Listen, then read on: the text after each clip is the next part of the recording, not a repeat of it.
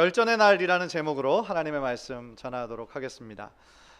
탁월한 미래학자인 엘빈 토플러가 이런 말을 했다라고 합니다. 인류 역사상에 딱 3주 동안만 없었던 것이 있는데 그게 전쟁이다 라는 말을 했습니다.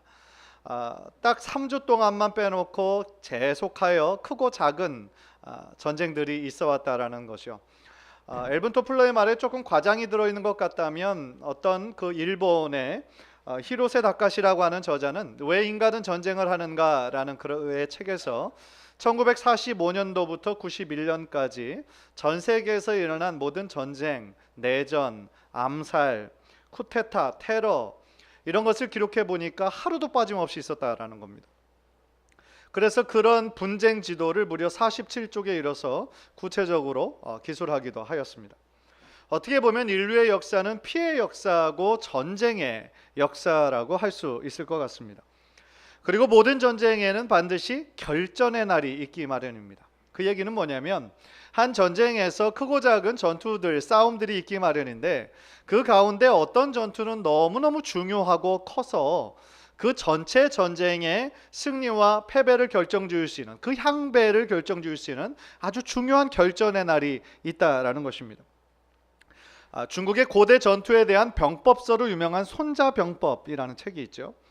그 책에서 그런 결전의 날 가져야 하는 태도 중에 이제 더 이상 물러날 곳이 없다라고 하는 절박감을 줘야 된다라는 구절이 있다라고 그래요. 그래서 손자라고 하는 그 사람이 이에 대해서 분주파부라고 하는, 그것이 뭐냐면 배를 불태우고 솥을 깨트린다라는 그러한 말을 했다라고 합니다. 다시 말하면 전투에서 지면 다시 타고 돌아갈 배가 없는 거예요. 다시 먹을 그 솥이 없는 거예요.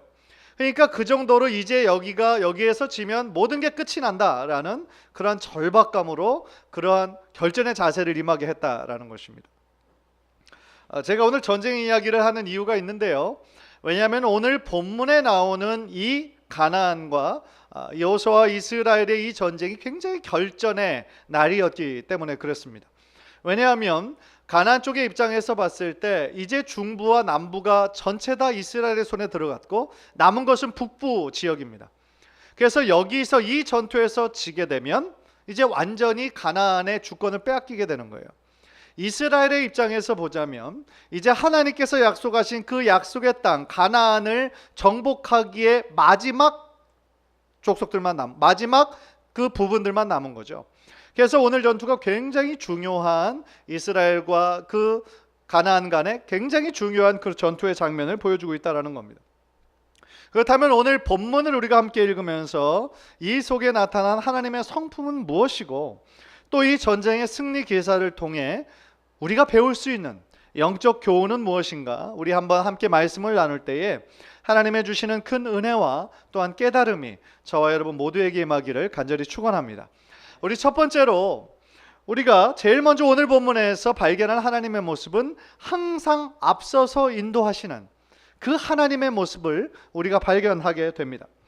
1절부터 5절까지를 우리가 오늘 본문을 읽진 않았지만 읽어보면요, 어떤 내용이 나오냐면 지금 북방에 있는 가나안 족속의 연합군의 규모가 실로 어마어마했음을 알 수 있습니다.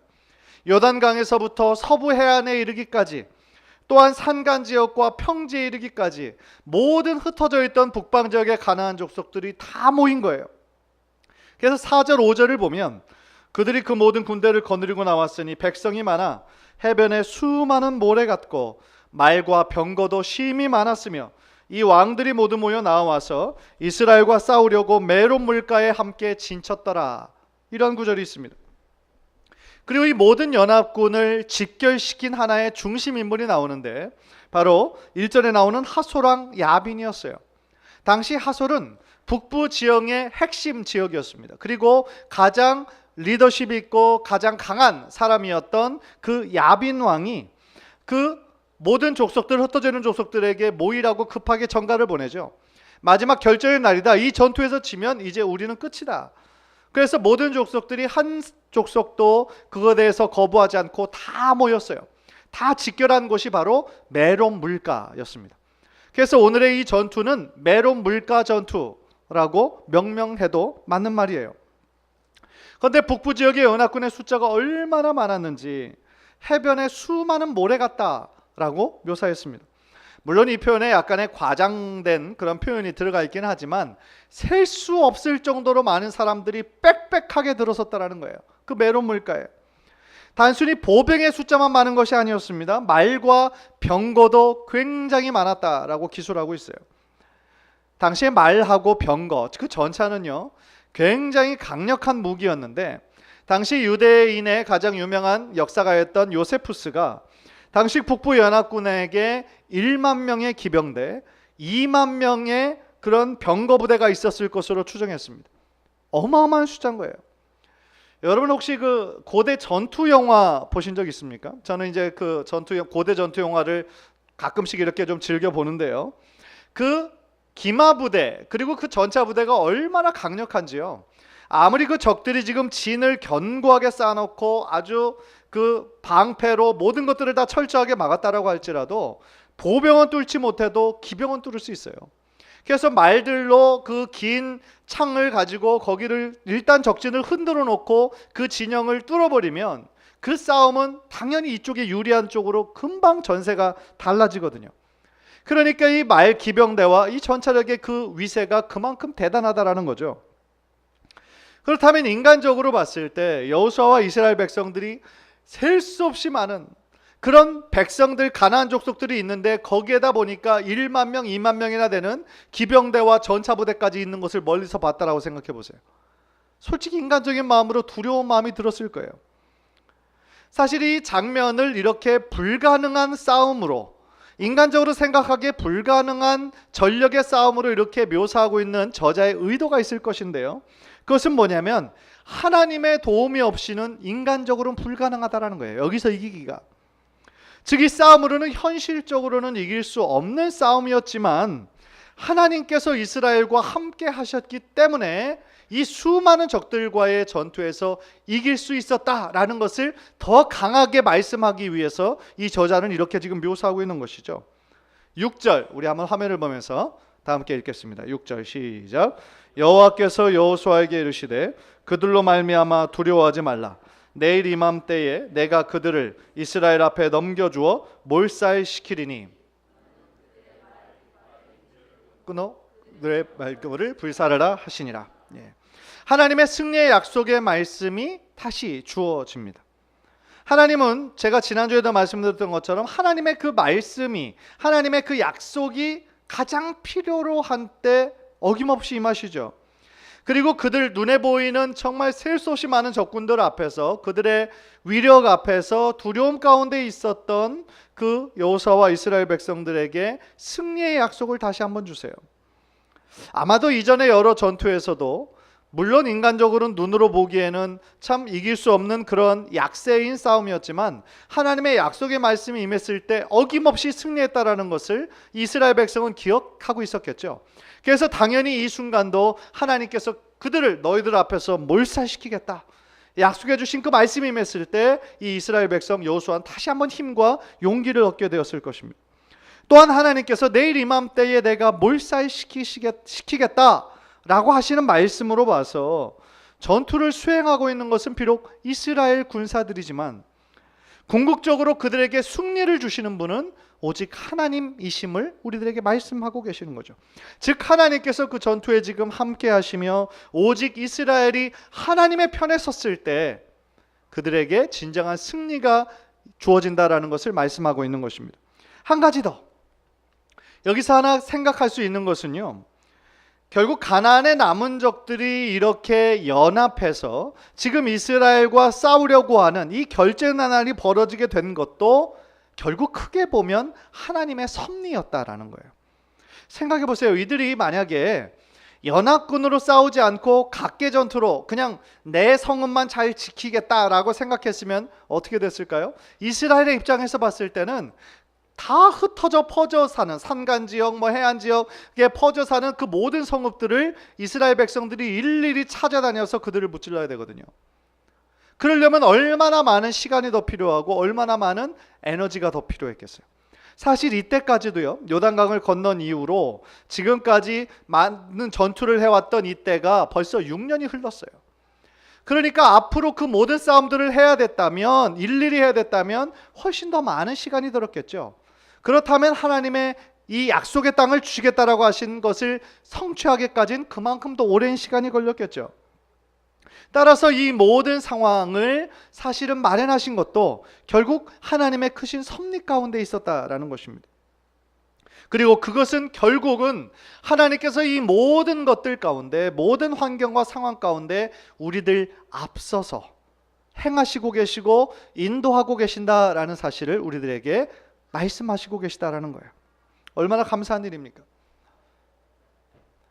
제가 뉴저지에서는 자주 보진 못했지만요, 켈리에 있을 때는 자주 보게 되는 장면이 하나 있는데, 어떤 분의 장례식에 참석해 보면 이제 장지에 가기 전에 장례식 차량이 쭉 있지 않습니까?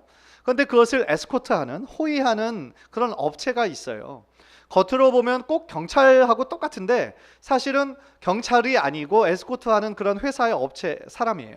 그래서 경찰과 같은 제복을 입고 경찰들이 차는 똑같은 그 큰 오토바이를 타고 그 차량이 신호등에 걸리지 않고 쭉 갈 수 있도록, 빨간불이지만 쭉 갈 수 있도록 그것을 호위해요. 그래서 옆에서 오는 그런 모든 차량들을 그 오토바이가 딱 가서 딱 통제하고 그 장례식 차량이 쭉 갈 수 있도록 그것을 호위합니다. 그게 굉장히 인상적이었어요. 그래서 비록 장례식에 참석하지는 않더라도 오늘 장례식이 있구나 라는 것을 다른 사람들은 알고 그것을 배려하고 기다려주는 거죠. 요즘에도 또 각국의 대통령이 오면은요, 대통령 차량 한 대만 지나가지 않아요. 그죠? 그 앞에 모든 차량들이 다 모든 교통과 이 모든 상황들을 다 통제하고 잘 지나갈 수 있도록 그렇게 호위하죠. 그렇게 에스코트합니다.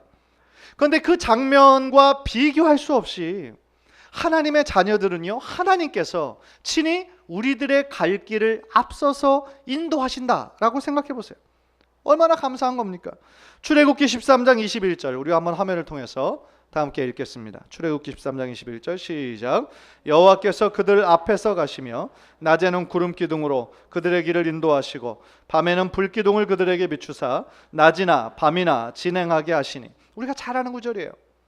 낮에는 너무 뜨거우니까 구름 기둥으로, 밤에는 너무 추우니까 불 기둥으로 저들을 인도하셨는데요, 그 앞 구절에 뭐라고 써 있습니까? 여호와께서 그들 앞에서 가시며.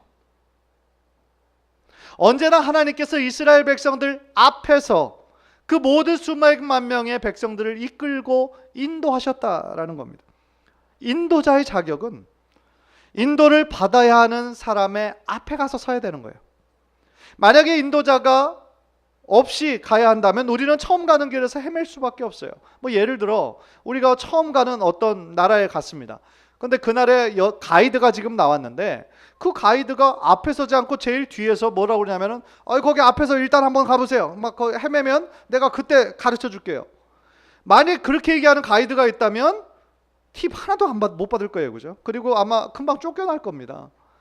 정말 잘하는 가이드의 역할은 아주 많이 앞서지도 않아요. 한 발 앞서서, 그죠? 한 발 정도 앞서서 따라오는 사람이 아주 자연스럽게 잘 따라볼 수 있도록 하는 사람이 탁월한 가이드죠. 마찬가지입니다. 우리의 아버지 되시는 하나님께서 언제나 우리가 갈 길보다 조금 앞서 가셔서 우리가 앞으로 가야 할 길을 친히 인도하시는 분이시라는 거예요. 이사야 58장 11절 우리 한번 화면을 통해서 또 다 함께 읽겠습니다. 시작. 여호와가 너를 항상 인도하여 메마른 곳에서도 내 영혼을 만족하게 하며 내 뼈를 견고하게 하리니 너는 물된 동산 같겠고 물이 끊어지지 아니하는 샘 같을 것이라. 할렐루야. 얼마나 귀한 축복의 말씀입니까? 하나님께서 항상 인도하는 자의 삶은 메마른 곳에서도 우리의 영혼이 만족하게 된다고 말씀하시죠. 물된 동산 같고 물이 끊어지지 아니하는 샘과 같을 것이라고 말씀하고 계세요. 하나님의 약속입니다. 저는 정말 여러분들의 삶이 이런 축복의 삶이 되시기를 주님의 이름으로 간절히 축복합니다. 그래요, 이런 정말 축복의 삶을 살았으면 좋겠어요. 그러나 현실적으로 때로는 하나님께서 나보다 항상 앞서서 일하시고 인도하신다라는 사실이 우리들의 삶 가운데 느껴지지 않을 때가 많아요. 실감되지 않아요. 하는 일마다 일이 잘 안 풀릴 때가 있습니다. 무엇을 해야 할지 잘 모르고 막막할 때가 있어요. 그전처럼 몸도 건강하지 않고 점점 나이는 들어가는데 저축해 놓은 거는 별로 없어요. 그렇다면 우리들의 마음은 불안하고 초조해질 거라는 거예요. 그러나 그럴 때일수록 오늘 이 말씀, 언제나 나의 앞에서 나의 인생을 미리 아시고 나의 갈 길을 인도하시는 그 하나님을 더욱더 신뢰하고 의지해야 할 줄 믿습니다. 사랑하는 성도 여러분, 오늘 우리는 성가대의 찬양을 통해서 마치 정말 성령님께서 이렇게 조율하신 것처럼 나의 앞에 계신 주님이라는 찬양을 들었어요. 영어 제목을 보니까 The Lord always in front of me 그랬어요. 주님께서 언제나 내 앞에 계신다. 그리고 나의 갈 길을 인도하신다 라고 말씀하시는 거죠. 욥기서에 나오는 욥의 고백처럼 오직 내가 가는 길은 하나님만 아시는 거예요. 그가 나를, 또한 우리를 단련하신 후에는 우리가 뭐와 같이 나와요? 정금과 같이 나올 것이다 라고 하나님 약속해 주고 계십니다. 간절히 바라기는 우리가 매일같이 걸어가는 이 이민자의 삶이 비록 고단하고 힘들다 할지라도 언제나 내 앞에서 행하시고 일하시고 또한 인도하시는 그 하나님 의지하며 더욱더 하나님께서 인도하신 그 길 따라 순종하며 나아가시는 우리 귀한 성도님들 모두 되시기를 주님의 이름으로 간절히 축원합니다. 두 번째로 깨닫는 것은요, 오직 하나님의 능력만 의지해야 됨을 다시 한번 깨달아요. 하나님께서 우리들에게 원하시는 것은 뭡니까? 눈에 보이는 어떤 조건, 환경을 의지하지 말고 오직 하나님만 의지하기를 바라신다라는 거예요. 6절을 다시 눈으로 보시면요, 여호와께서 여호수아에게 이르시되 그들로 말미암아 두려워하지 말라. 내일 이맘때 내가 그들을 이스라엘 앞에 넘겨주어 몰살시키리니, 그리고 제일 뒤에 뭐라고 그러냐면 너는 그들의 말 뒷발에 힘줄을 끊고 그들의 병거를 불사르라 하시니라. 아까도 말씀드렸지만요, 고대 전쟁에서 가장 강한 군사력을 측정하는 거는 그건 뭐냐면 바로 말과 병거예요. 가장 강력한 무기예요. 이것이 많으면 그 나라는 군사 강대국이에요. 인간적으로 생각하면은요, 지금 이스라엘에게 있어서 이것까지 있으면 아주 최고의 군사 대국이 되는 거예요. 금상첨화죠. 왜냐하면 당시 이스라엘은 말이 없었어요. 다 모든 것들 그냥 걸어서 싸운 거예요. 다 그냥 야간에 행군하고 싸운 거예요.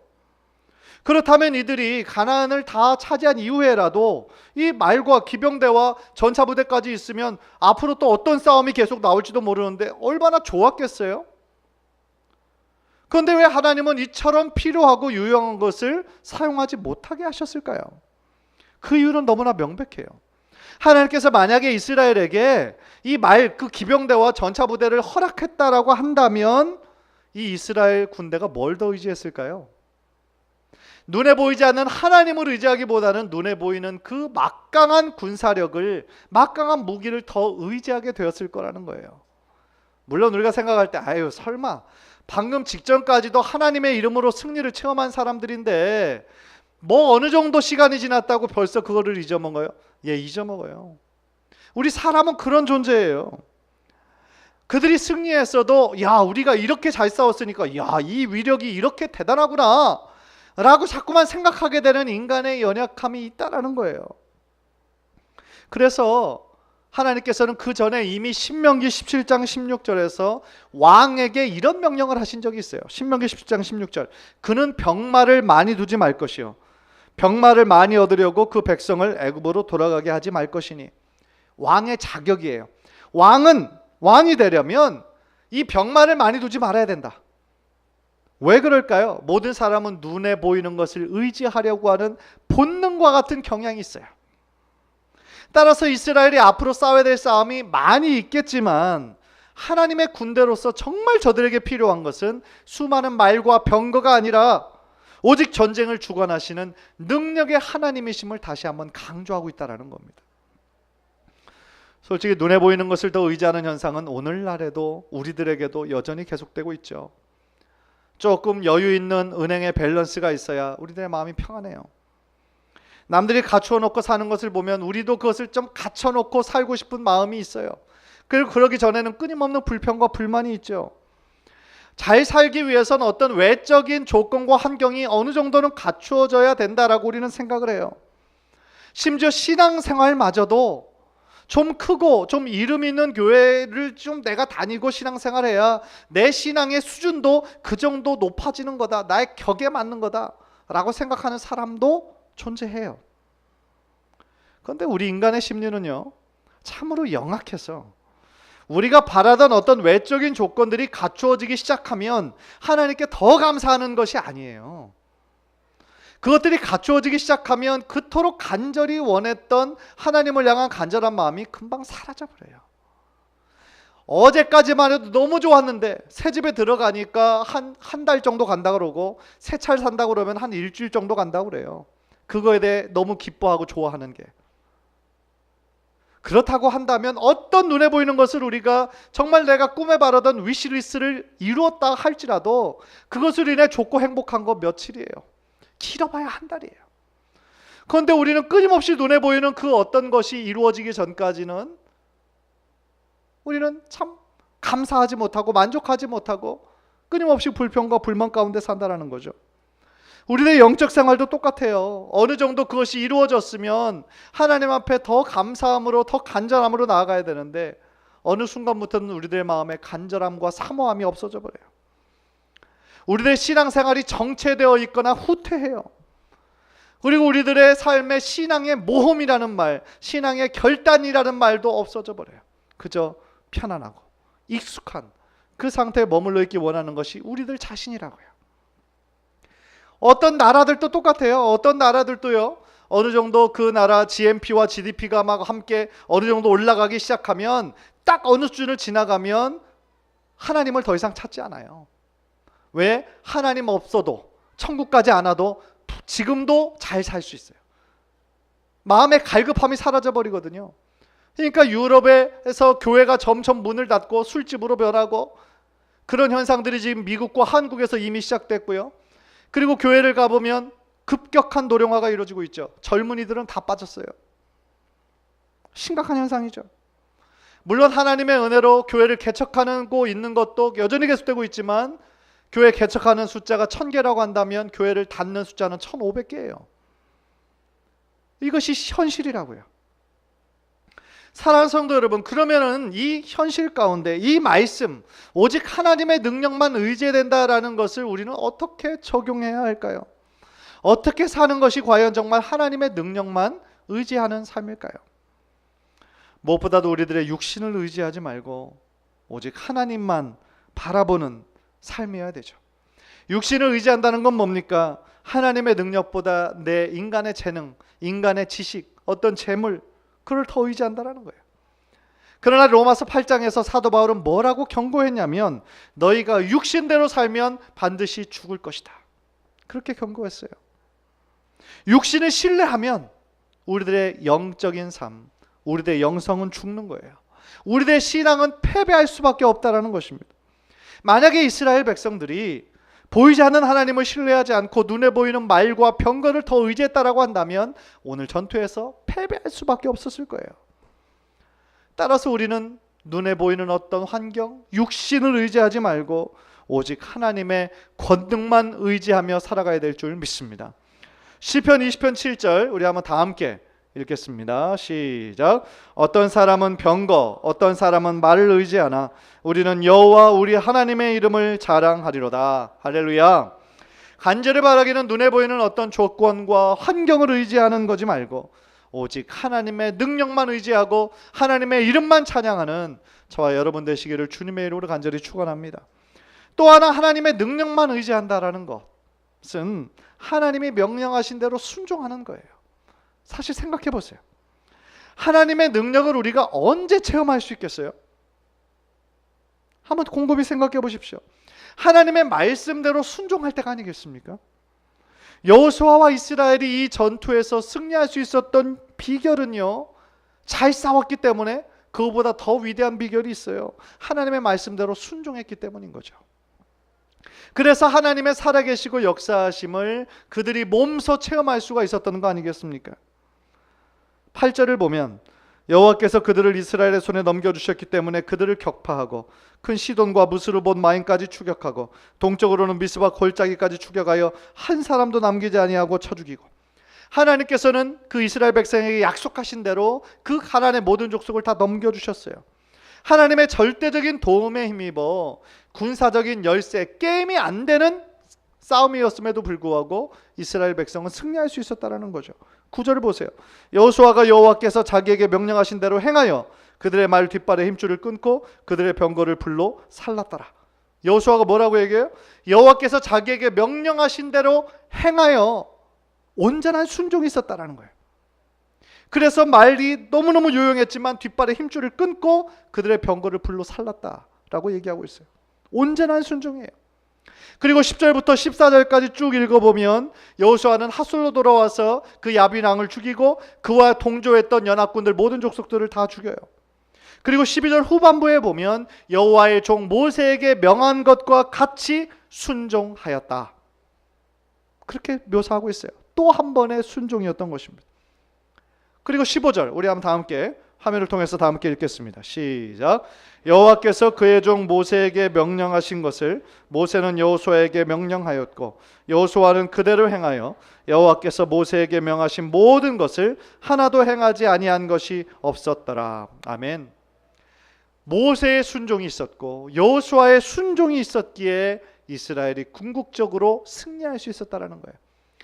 온전한 순종이었고 구체적인 순종이었다라는 것입니다. 그래서 오늘 이 온전한 순종의 결과로 어떻게 된 줄 아십니까? 가나안의 주인이 이제는 바뀌었어요.